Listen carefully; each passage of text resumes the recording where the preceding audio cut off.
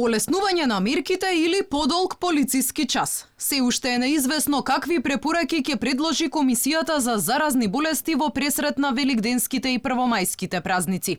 Неофицијално, од вторник полицискиот час ќе се намали и наместо од 20 ќе стартува во 21 часот, а угостителските објекти ќе може да примаат гости само на летните тераси.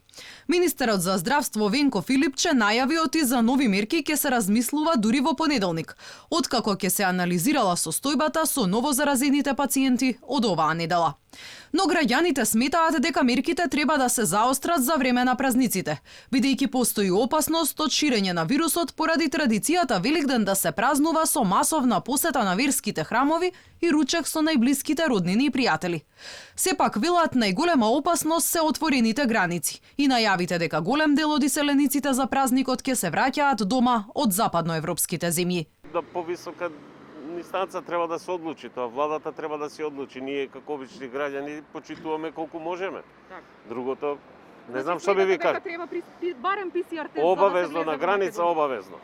Кој знаете како кој влегува во граница кај нас? Кој влегува? Не знаеме дали е заболен, не е заболен.